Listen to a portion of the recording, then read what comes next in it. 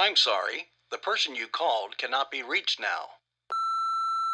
Hey Larry, I was visiting some family in Wisconsin this weekend, and you'll never believe this, but a cop pulled over the Oscar Mayer Wienermobile.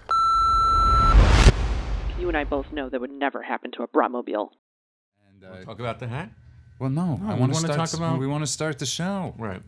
I want to welcome everybody to LK for Everyone. That's Larry Klayman for Everyone on Twitter. That's LK, the number 4, EVERY, the number 1. That's Larry Klayman for Everyone. And joining us in studio, as always, almost always, is our great ombudsman, Louis Fine. Pleasure. And eulogist. Yes. And not mortician tonight. And urologist. And, of course, Larry Klayman, who's made me wear his Freedom University, well, you're a hostage. Freedom Unlimited hat. You're definitely. I am definitely a hostage. And one of the things I want to quickly talk about, the show isn't, a lot of times when people catch a show, it's not always linear because, sometimes we do it to shoot a few more episodes at the same time because Larry's out there, tilling the land of law for the oppressed. Or on the run. Or on the run, yeah, it's true. And so Monday, this week you'll be out of town. You have a deposition with a certain someone. Yeah, Roger Stone. I'll talk about that. I'm a little bit like Yasser Arafat. I never sleep in the same place night after night. You could have picked anybody to use. You could have picked any fugitive of all time, or you picked Yasser Arafat. Well, you know how they separate the men from the boys at El Fatah? With a crowbar. So, given the fact that I am a longstanding supporter of Palestinian rights, Arab rights, an independent Palestine, and believe the Zionist entity must be eliminated, I just want to make clear that Larry's views are his own. And the two of us are actually broadcasting tonight from Gaza. Yes. And I. Yes. This is not a dispute. Yasser was very close with his merry men. And it's good to know. Gonna miss you again. And anyways, getting back to your current trial. Well, not as a defendant. No, I mean, sadly and regrettably. Okay, it's a long story. If people want to read about some of my history with Roger Stone, you can get my book, Whores, Why, and How I Came to Fight the Establishment. I'll just be brief. Is that I know Roger going back a long time. I met him when I was enamored with trying to work for Jack Kemp. I really loved Jack Kemp. He was with Black, Manafort, Stone, and Kelly. And I read an article in Time magazine about these young guys. They were in their early 30s. He's a little bit younger than I am, maybe a year, who had various presidents elected. And I saw that Stone was backing Kemp. In fact, most people in that firm were. But Atwood was backing H.W. Bush. Atwater, excuse me. So I called Roger up. I said, I'd like to help. Jack Kemp was a free trader. I was doing international trade. We met at the Old Ebbitt Grill. Roger drives up in a convertible Mercedes with an Ascot. Is this in Brooklyn? No, it's in Washington, D.C. Oh. Right next to the White House. The reason I said Ebbitt was Ebbitt's Field was in Brooklyn, so I figured there was a connection. So that's how I met Roger, and I sat on the Jack Kemp Executive Finance Committee with Donald Trump, as a matter of fact, and others, Norm Brayman from Philadelphia and Miami. Who I think is long past. He used to own the Eagles. Yeah. And anyway, so I got to know Jack Kemp very well, and I became very friendly with Jack. I really loved him. I thought he would have been a great president. He was also a great quarterback at the time. But I won't go too far afield. Anyway, fast forward, the 1996 convention in San Diego.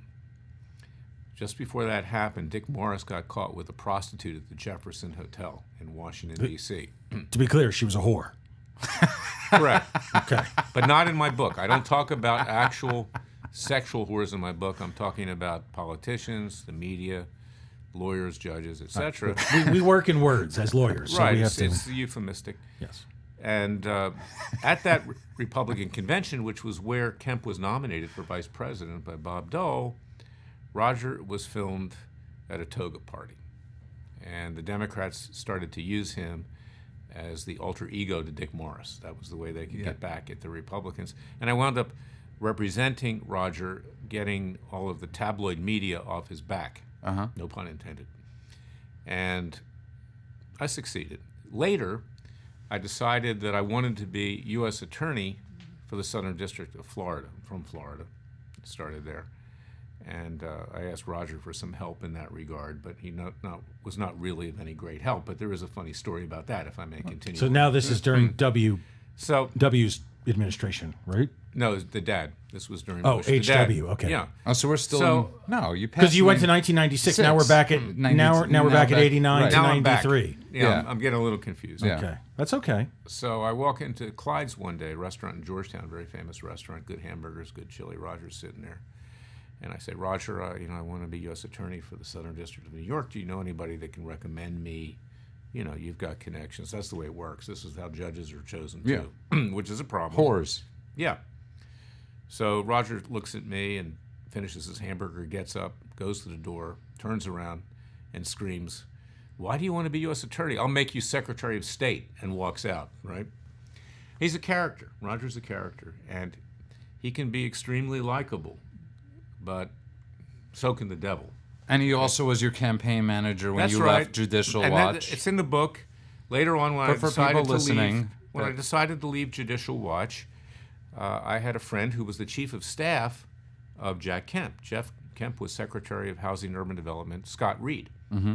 Scott had been the number 2 to Haley Barbour at the Republican National Committee when the Contract for America caught hold and the Republicans took control of the House. I remember that night.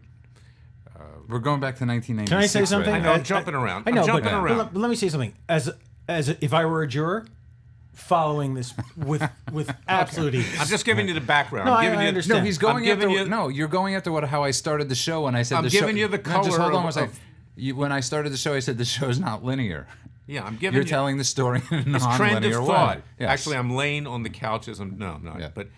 But well, they so- can see or not. yeah. So anyway, Scott said to me, I said, Scott, I want to run for Senate in Florida.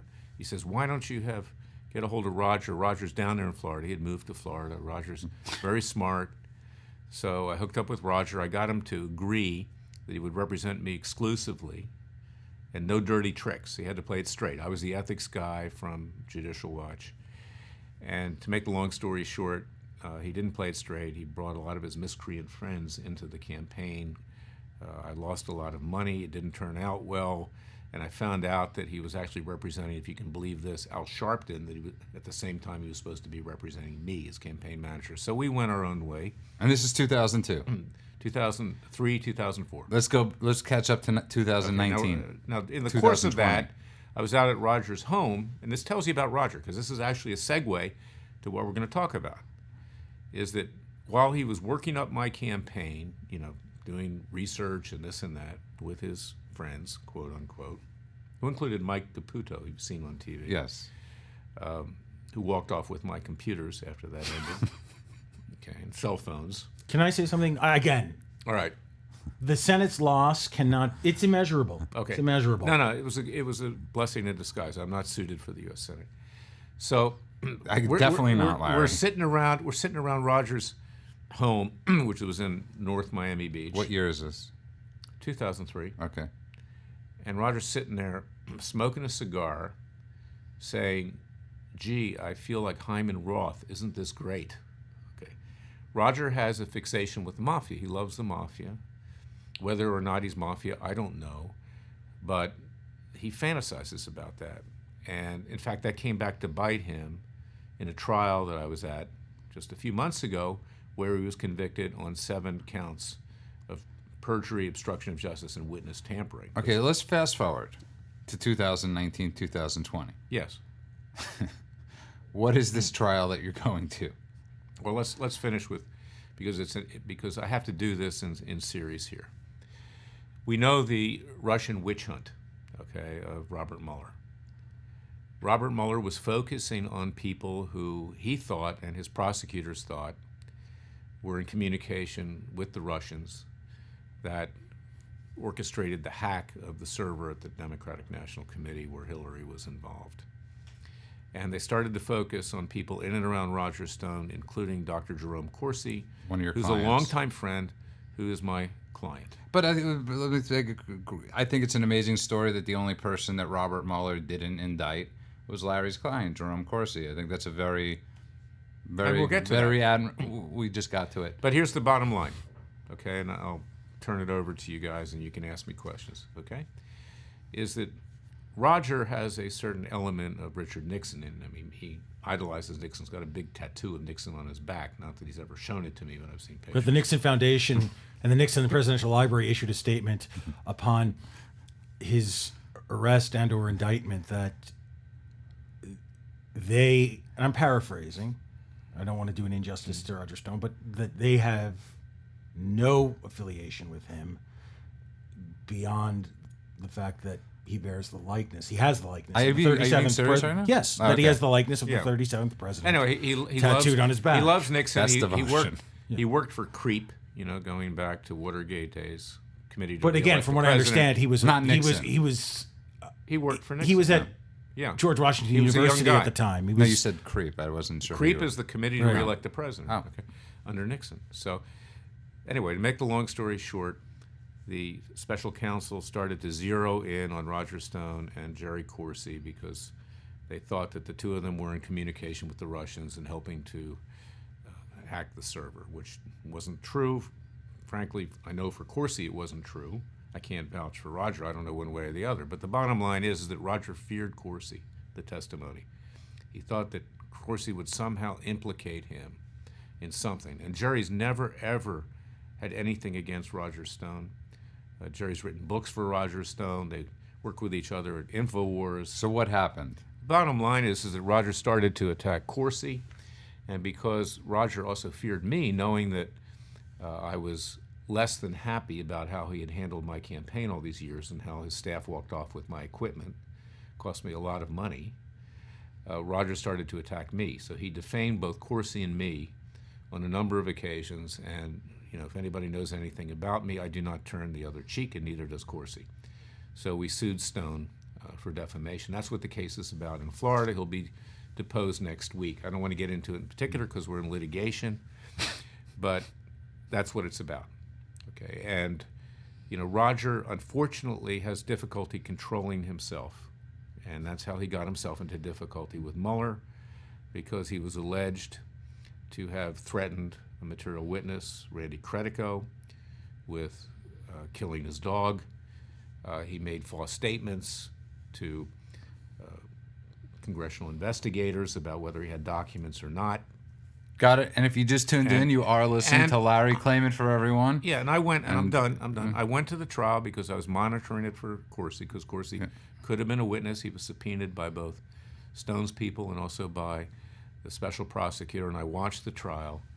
And I can tell you this, I mean, Roger was dead to rights. I mean, and he had terrible representation, and he's been convicted on 7 counts, and he's most likely going to do time. He's going to be sentenced on February 20th, and I'm trying to depose him before he goes to prison, because it's hard to depose somebody in prison. It's also like he's about to go to prison. Let's just... Right. It's a going away party. Yeah. Let me No, ask I'm gathering information for the case. about the case. About the case. What's a win? If he goes to prison, I have no dog in that fight. We never wished him any harm. I know, I understand that, but if he goes to prison,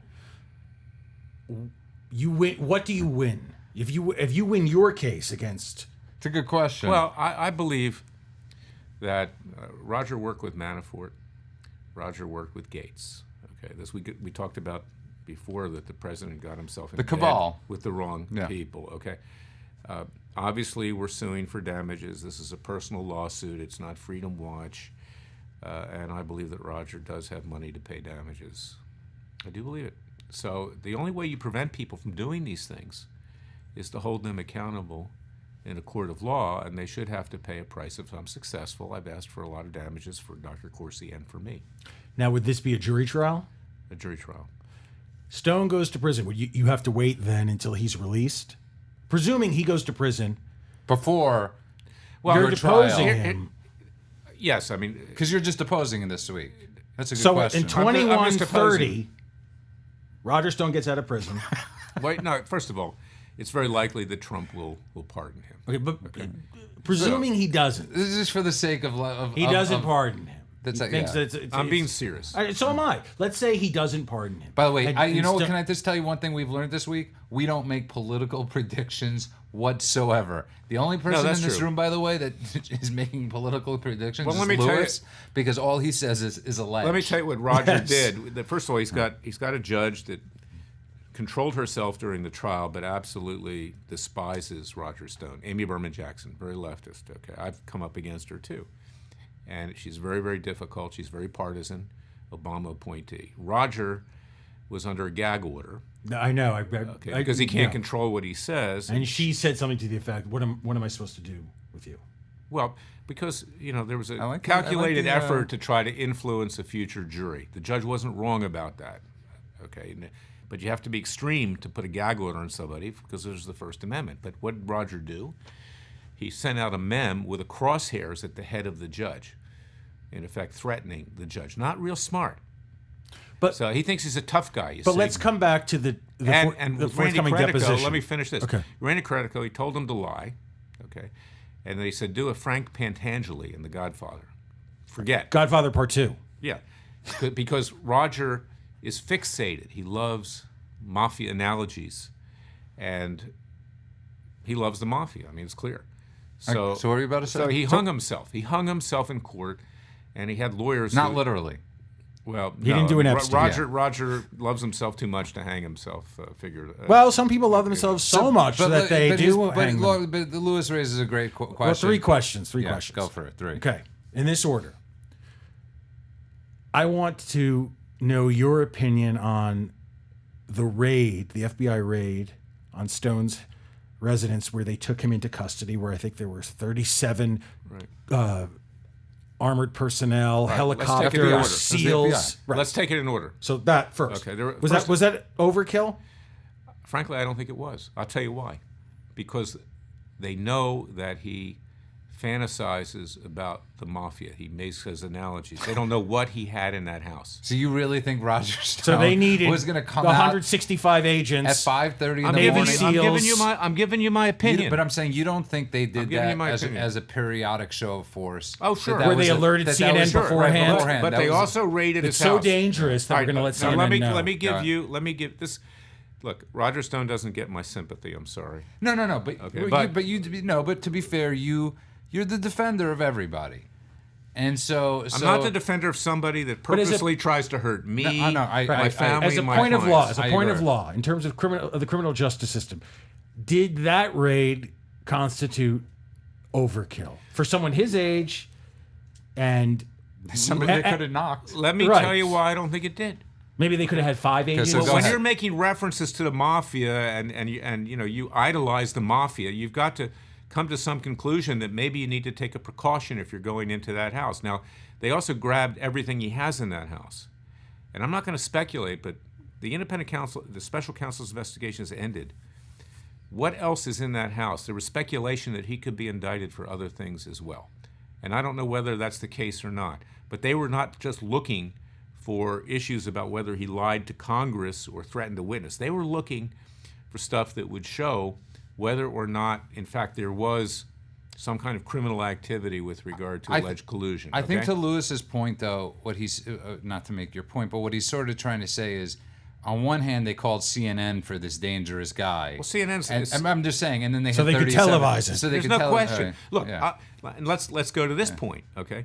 The reason that Corsi was not indicted, I believe, is because Corsi took the offense. I filed a criminal complaint against Mueller and his staff.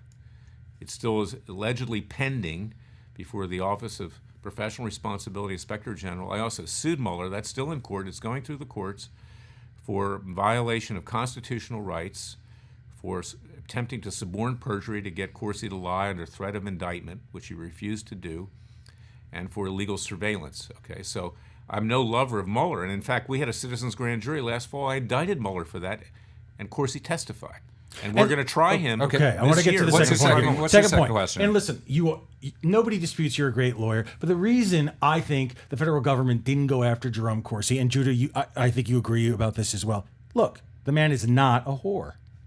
Now, second point. Second point. You're right. He Second stood point. on principle. Right. He stood on principle. Yes. Second point. People are afraid of those who stand on principle. Plus, I think depose. No, but just to counter that for a minute, you don't. Larry is a pain in the tuchus. Right. And the last thing Robert Mueller wanted was a hemorrhoid with him for the next Well, 10 I years. don't think he wanted. Well, this let me tell you this. This was secondary not the only media person sideshow. I represented in front of the grand jury. I represented someone else that is not publicly known, but I also kept him from getting subpoenaed and hauled before the grand Okay, jury. now let's get to the forthcoming Let me give you the deposition. analogy. You know what I'm like? Remember the club that they used to put on your steering wheel to keep people from stealing it? We've spoken about this. This was never really much of a deterrent. Or you're like, Yeah, okay. You're like it's you're not like worth. a hemorrhoid. It's not worth fighting Larry Klayman and his client. Let's steal somebody else's car. Okay. I agree. So they went to Roger Stone and they What's your sold I his think of you car. more as the boot What's your on next the car what's- when you don't pay the tickets. You have one more question. You plan to depose Roger Stone right before he's sentenced. Presuming he goes to prison, okay? You've deposed him, he goes to prison. Then what? When's the trial? When do you get a trial date? You have to wait for him to be Or released. can he be brought out of paroled? prison? He can be brought out of prison. Yeah, but I don't. I wanna think, be there for I that. I think he's going to be there for a little while. I think this judge will probably. So do you wait then? But I also believe that Trump will probably pardon him. We don't. Yeah. Excluding a pardon. Yeah. If Stone goes to prison, do you go ahead with your trial Yes. despite the fact that he's in prison? He's also Well, suing I for don't. name. I don't get to decide when the trial goes ahead. you think that's a for, judge, That's though? for the judge. Yeah. But you're deposing for name too. It's not just about money. It's for name. It's for having somebody that you represent and yourself having your name smeared. That's right. Smeared. It's principle. And the fact that it's coming close to his sentencing is not my doing. It's because his lawyers pushed this thing off. I understand that. Delay. Now, I have no horse in the Roger Stone race other than you're my friend, taking your, Yeah. I got your back. The one good thing, though, Roger Stone has done is he hasn't yet ratted. He's one of the very few of Trump's confidants. I don't think he ever will. He's the G. Gordon Liddy in that respect. We talked about that before. It's his one thing. The difference between Roger Stone and G. Gordon Liddy is that Liddy admitted what he did was wrong. Liddy said, there's malum in se, there's malum prohibitum. Malum in se is something which by its very nature is a crime to man, like murder. Yeah. Okay. Malum prohibitum is like a parking ticket. Now What Roger did would not Stone admit do? Roger would not admit that he did anything wrong. But what did he do wrong that they're accusing him of? That's what I still can't understand. And let's also get to this, No, they to accused this him. They point. convicted. Convicted. What Let's did say they he gets convict him? a bunch of years in prison. Here's what he did that was wrong. Who's the victim? And why does he have to go to prison for such a long period of time? Well, he's not going to go to prison for a long period But of time. who's the victim? Just because I got to The read victim is the system of justice. Look, you cannot lie under oath, number one. Okay? Now, granted, there's a dual system of justice. If you're James Clapper, you get off scot-free. James Comey. Yeah, if you're Roger Stone and you're constantly insulting the prosecutor every single day, you can expect to be prosecuted. You know that Senator John Kennedy? Yes. Right, but From insulting a from prosecutor is Louisiana. not a crime. Listen to me for a second. The Senator John Kennedy said something wise. He's very funny. Typical Southern humor. Yeah, he's a very funny guy. He says, Roger Stone should win the Beavis and Butthead Award for 2019. I've never seen anyone talk themselves into an indictment. So he was more process crime, right? They wanted to get him because he insulted them virtually every minute. But what is he actually convicted of? It's not a process crime. That's a bullshit way of putting it. It is a serious offense to lie under oath. It's a serious offense to threaten witnesses. And He lied under oath to Congress, correct? Correct. Okay, because he never took the stand in his trial, No, he didn't. I mean, they didn't present Well, any he lied to witnesses. FBI agents. That's right. which I believe shouldn't be Yeah. a crime. But- The so-called No, crime he of lying lied to an to Congress. FBI Yeah, But he agent lied to shouldn't be a Congress, crime. I agree with you because Martha Stewart did not belong in prison. He didn't lie to FBI agents. He lied to Congress. Okay. Okay. But you just don't do that. That's stupid. Okay. And This is the fact pattern. so it's a not- liar lies to a bunch of whores. What's the crime? This will be like the hypothetical. And his lawyers are very fortunate that they weren't indicted because they were submitting false letters to Congress about what This is the documents part where they I had. back up. I have no ass. Nothing. Okay. No, maybe, about his maybe they lawyers. didn't know it was false, but they were false. And during that trial, it was very bizarre because Stone's lawyers were absolutely terrible and they were not competent. Did you feel bad for him at any point? No, because you listen, Larry. You're a religious man. You have a heart to you. You're a forgiving person. Is there some part of you? Given the way he defamed me, no, I don't feel bad for him. I don't. And given the fact that What if he apologized? He brought all of his friends in there, and they took my equipment, tens of thousands it's of messed dollars. up. I don't feel bad for Roger And then it was Stone. the whole judicial. I think he deserves to do some time. Okay, I don't feel. But he's done one good thing. He hasn't sold a book. He hasn't ratted on Trump. It's sort of a. You're right. He's bargaining. It's the Think devil's about why, share. because Trump can also No, rat he him did. out. He did a book on the 2016 election, which was a play on Theodore White's title of The Making of the President 1960. He did The Making Well, of the let me tell President you, Roger- 2016. Roger was the lobbyist for Trump, okay, in the gaming industry. Okay, who do you deal with in the gaming industry? Is it smart to rat Trump out? I mean, Trump has ways to get back, and Trump is not somebody that turns the other cheek either. So it was mutual assured destruction. They both kept quiet. Yeah. And I am 100% Sicilian on my mother's side. I just want people to know that. And I love the building trades. Love the building trades. I'm heavily invested in them. And yes. So when you saw, I'm just curious, when you saw that Roger Stone when he left Trump, so you've been a Trump supporter since day one, right? Yes, So since he walked down the elevator. the escalator. And Yeah. because that would be a Yeah, that trip. would have been a Since the day- problem. since the day he said, I was watching it in a hotel room in Washington. I had some work there, and I just happened to turn it on, even though he was doing the press conference. Yeah. He said, I bribed everybody. I know how it works. Yeah. Okay. He says, but I'm not going to bribe anybody anymore. I'm worth $8 billion. So it's safe to say Trump has also made some really bad choices, and this is impeachment's done for now. I'm not in favor of bribing people, but I realized that this guy was actually going to turn the country upside down, which it needed. But Louis, but right now going on with impeachment being done for now, the odds are they will probably be another impeachment quite Right. soon. The biggest thing that Trump, to me, and we've discussed this a little bit, and I want to talk about a little more about, is his bad people picking skills.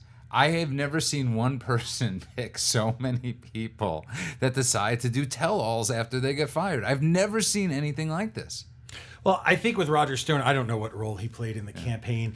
Maybe Stone exaggerated his role, but he was very good on the Showtime series, The Circus, Yeah. because It's a great show. Yeah, great. And he made a very good point with regard to The Apprentice, and he said the way Trump presented himself on the show was in a presidential executive manner, and that translated into votes, and the way he comported himself throughout the success of the series had an influence or an effect, or would have an influence or an effect, so he speculated on the election. Let me tell you something. To what extent he played a role in his election, I think As much as Steve Bannon did, Roger Stone did. I think he which was is very little. Well, But I think he handled it better it than wasn't, Steve it wasn't Bannon. little. It wasn't little, believe me. Okay, I said from day one to people in and around me that I know, I said, mark my words, Roger's going No to new wind taxes. up getting indicted. Okay. Yeah. I mean, he can't control himself. Self-proclaimed dirty trickster, and he's very abrasive. But as it came out during the trial, the prosecutors, from a legal standpoint, I don't like the prosecutors. I've sued them, okay? But I walked over to them after the trial and I said, I got to tell you something. We've had our differences, but you tried that in a very professional way, okay? I have to take my hat out as a lawyer. And what they did is they tied every step of the way, Roger communicating with the president at the same time that he was producing or not producing documents and various things. They linked him. And they did that because juries in the District of Columbia are very leftist. They're very pro-Democrat. This was a hanging jury. There's no way you're not going to get one in the District of Columbia. I wonder why his lawyers didn't try to change venue. It was a big mistake. You should have been his lawyer. But he also was the one who brought Manafort most likely into the campaign. This was his former partner, Rick Gates, who had worked with Roger Stone. Roger was the Wizard of Oz behind the curtain. But again, how much do you think this is where, listen, the reality is at the end of the day, Trump got Trump elected. If people like Bannon or Manafort or Roger Stone want to take a point or two and say, no, the one who's smart is Kellyanne Conway, because whatever role she played or continues to play, she has kept her mouth shut. she's kept her mouth shut. She's right. not out there saying, But for me, he would not be president. Or insulting his family while he's drunk, or Right. pulling She's been very loyal. Look what she has to go through with that fat moron that she's married I just to. like the But part look where who defends her. you congratulate the prosecutors and then say, President. "Listen, I have a list of about 17 other people I'd like you to prosecute that I can't stand that have screwed me. They're enemies and they're criminals." I actually would love to go to court with him when he goes to court and watch this. I wanna be there for the deposition. I got to be honest. I want to be there for the. We can't obviously. When But they bring him in the orange jumpsuit. I hope it's peaceful and whatever. But Roger will. I think it'll be Roger's very Roger. amicable. I mean, I'm sure it's going to be a rough sled down there, and he'll be insulting and he'll be provocative. But getting back to it, I have a question. I have just different question is. I'm looking at the Trump administration right now, and all I could think of, imagine if he had these people there on day one. Imagine if he had Pompeo there right away. Imagine if he Or had Secretary of State Mitt Romney. Did we dodge a bullet? Did we dodge a bullet with we dodged a bullet when he didn't become president and send the Republican Party or the conservative movement back 55 years. Because that's what would have happened. I mean, to the people of Massachusetts, Utah, Michigan, and however many other states he lived in or sought to govern, they're embarrassed. Well, they are, and he's whatever he has to be, Romney. How do you become governor of Massachusetts if you're a conservative? Impossible. Well, Massachusetts has a Republican governor right now. He was the one who was the architect of Obamacare. They copied it after his ridiculous plan in Massachusetts. So, I mean, the guy's a total disgrace. There's no question about it. Don't forget it was National Review that endorsed Romney, and then was the source of the Romney has the one Never thing Trump going. movement. Romney has one thing Go going figure. for him, and one thing only: his hair. He's a good-looking guy, and he looks like a president. That's all. You're right. If it's central casting, Yeah, but that ended with Obama because the whole notion of looks like a president, and he very much And his ears don't stick out, right. Like W or Obama. But getting back to it, I think that's been Trump's biggest deficit, and it's he's got a bad picker. I mean, Trump's just got a bad picker. He picked, whether it's Tillerson, Omarosa, at least Jeff Sessions has. Can we stop inflating her role? Yeah. Because as far as I know, she was hanging out at the White House. That's true. But we all, at least you and I, Larry, are not the biggest Jeff Sessions fans, but I gotta give it to Jeff Sessions. He took it on. He took it like a man, and Trump. Trump said as many bad things. I got to tell you about Jeff Sessions, okay? I met Jeff Sessions. Can I do that briefly? In 30 I know seconds. Jeff Sessions, Yes. okay? I met him I as wanna a get that young as a lawyer t-shirt. in Mobile, Alabama. I was Yeah. representing an Italian company that had a regional office there, made environmental equipment. And I remember him sitting in his office. It was a criminal matter, not against my client, but others that were doing crimes against my client. And very gracious, very nice, young guy. Fast forward, I saw him over the years at various conservative events, very polite, very likable.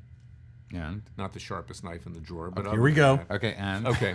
this is right. This is where we go. This is the longest preface to "he's an asshole" All right, now- that I've ever heard. And there better be a meal because at Now, least let with me give you Stone the you had story. chili and Let a me give you the hamburger. story, Yeah. Okay, so when he was confirmed as Attorney General with Trump, Yes. I called him up. Okay, I got his number through my process server. You can get anybody's number these days. This is So this was on his calendar. I called him up on his cell phone. He calls me back, very polite, and says, "Larry, sorry it took me this long to call you back. Okay, and how can I help you?" And I said, "Look, I've got client Cliven Bundy. It's subject to political prosecution, Brancher in Nevada.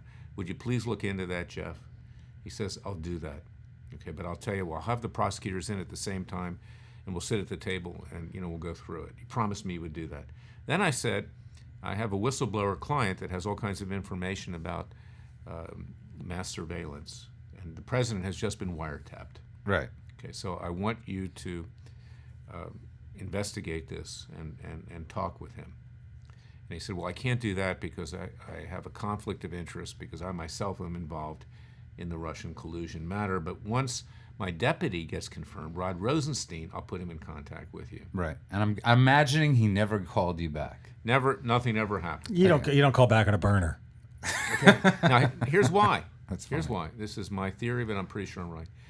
Is that Sessions himself, notwithstanding the fact that he lied himself about meeting with the Russian ambassador in his office, he claimed he couldn't remember. He could remember, okay? Okay. And even if This he started did, off so nice.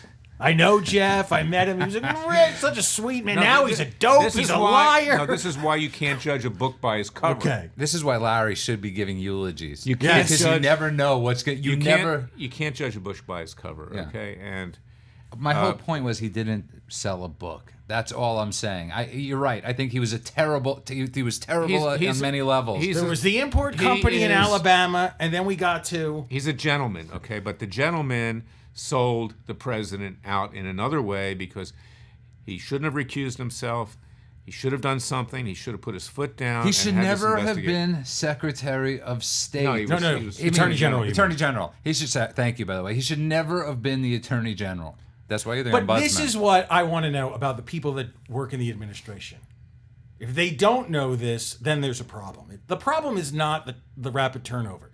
The problem is if anyone going in thinks they're going to last a long time.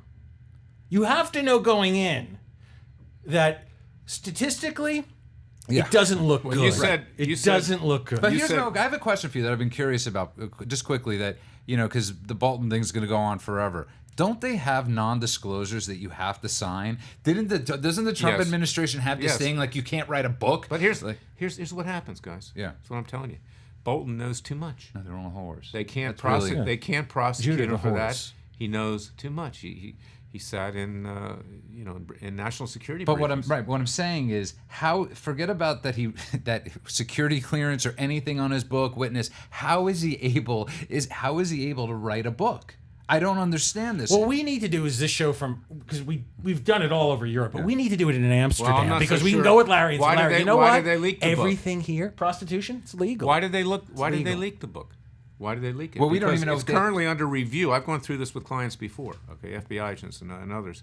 It's currently under review by the Justice Department and by the State Department and others to see whether it can be released. The National Security Council, rather. They leaked it because they were concerned that it would never be published. But they also know that even if they publish it, they're untouchable because Bolton knows too much. We don't even know if what was published was true. It became months ago. Or I'm not even talking about that. But I'm just saying Does anyone have a copy of the and when I say anyone, in government, law enforcement, does anyone have a copy of the manuscript? Apparently they do. I know his lawyer, Chuck Cooper. Okay, and he says, I read in the newspaper that he did submit the manuscript for clearance. And Bolton submitted Bolton submitted it to 10 of his closest friends at the New York Times and MSNBC and CNN. But he's the one guy you don't bring in. Everybody else going in, okay, you have a short shelf life. But why bring Bolton in, who represents a point of view that's at odds with your administration? It was a mistake. It was an absolute mistake. I don't think he is totally at odds with the Trump administration. Trump was very tough on Iran. Bolton's very tough on Iran.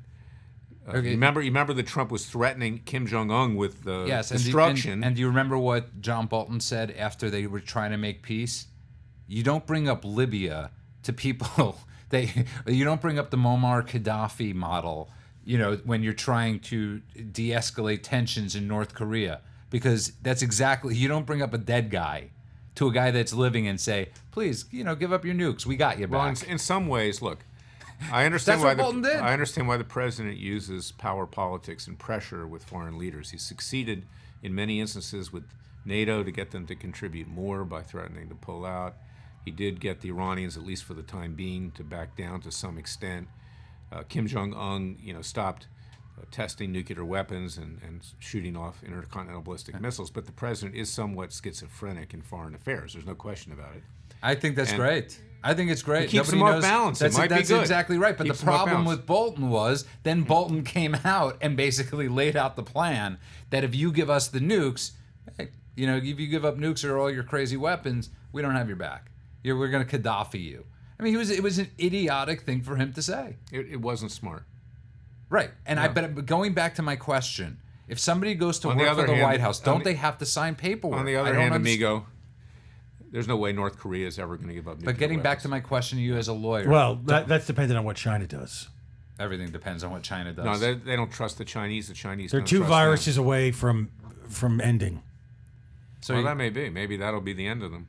So you're going to this deposition, and if we don't ever see you again, Right. what do we do? Who do we?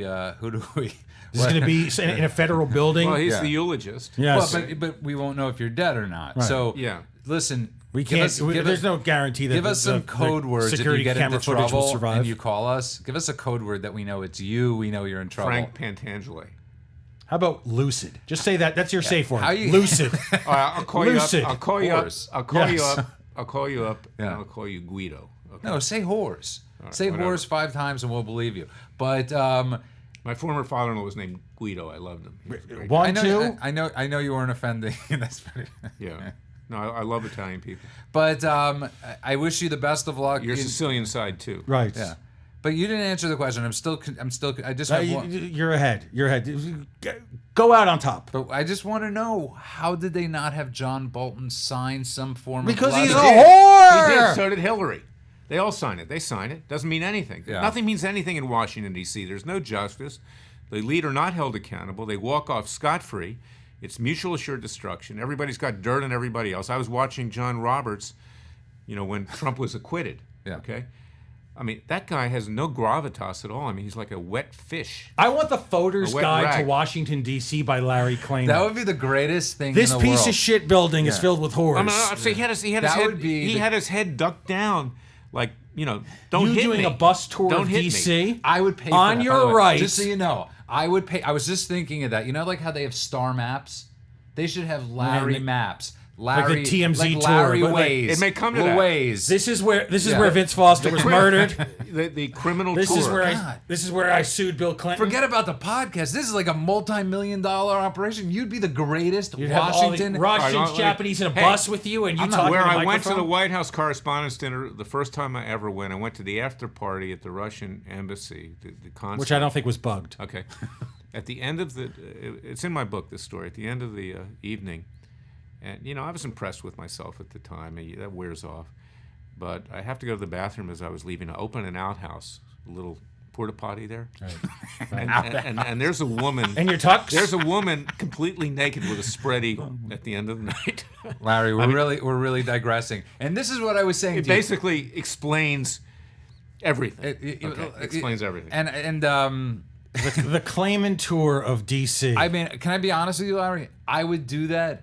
Our producer, who we have to keep anonymous, would probably go on that tour. I could get 20 people to go on the Larry Klayman Ways With the tours. open air bus with the bullhorn saying, "To your right is where the Negroes assembled for Martin Luther King." That's Abraham Lincoln. He's one of 3 presidents I admire. Oh my God! He was assassinated in a conspiracy. I'm gonna have to start eulogizing you. Yeah, no, this is your tour of DC would just be amazing. I got to agree with him, Larry. You would give the greatest. You'd be. I mean, seriously. I would. Yeah. Well, maybe I should do that. I'd probably make more money. Yeah. Well, let's do it. No, it's we called. get a little van. No, it's Freedom Unlimited. This is where Roger Stone get a lied to Freedom me Unlimited the van. first time. yeah. Freedom an FU van. An FU van. We're talking We're about bus. We're talking about double-decker bus, Larry. This is gonna be the most popular tour. This is like Larry Klayman's honest. Can you imagine me sitting there? This is where Gary Condit murdered We'll have somebody that not the Levy In one, Rock but Creek we'll Park. have Ben Stein on the front. Oh, for the, my for the God. ride. I mean, this would be like Judah, stop the bus. stop, The Larry. man's crazy. Judah, please. Stop, This is the Larry. Watergate. You've given me a great idea. Yeah, it's gonna. I'm not Larry. giving you. I'm not giving you the great. We're gonna give you a idea. bullhorn, a microphone, and a map. You're going to collect the tokens. No, yeah, tokens. What? We're gonna take Bitcoin, What We're going to year bring is back this? tokens. We're going to bring back tokens. Oh my God! And Venmo, PayPal. You get on, and Larry just starts. And- This entire city is run by whores. I just have to say, And somebody in Japanese is talking to his wife, Hey, saying, "Oh, Don, this is- You know what happened? In my book, I have a little scene in the beginning of Whores, Why and How I Came to Fight the Establishment. The D.C. police decided that the gals on 14th Street, they used to, walk the beat there, they herded them across the bridge to Roslyn. You know what happened after they did that? They said, it's your problem, Virginia. They walked right back across the bridge into D.C. That's kind of a metaphor. of Right, but they DC. say You'll Virginia's never- for lovers. You'll never get rid of the whores in D.C. and let's Louis, the fantastic. So where 6 of my clients were murdered. A bundsman and eulogist. I want to thank you again. That was quite funny, and I want to thank you, Larry Klayman, for being one of the. I mean, you're an American treasure. We're going to bring back the teen tour. Remember the teen tours that were advertised in the back of the New York Times Sunday magazine? But with Larry leading this. Well, now I have Civics an idea by Larry for a new Klayman. career. I'm a bus driver. I'm the one that gave you the idea. Let us monetize it for you. I'll be like Jackie Gleason in, Anyways, in the find Honeymooners. us on Twitter at LK the number 4, every the number 1. Also, our host site, American Greatness, and Larry's website, amazing. Freedom Unlimited, Freedom Watch. Donate to Freedom Watch. FreedomWatchUSA.org. Support our citizens' grand jury. Support our hard-hitting cases. We do take on the elite. We're not afraid, and we believe in you, and we believe in the American people. Thank you. Getting back to it, that'd actually be really cool. Part of the bus tour. It would be unbelievable. Because people will be like, No, okay. That was a great one. It would be. This was our best one. This was the a great word of one. mouth for this thing. Because of the stuff he would just be making shit up.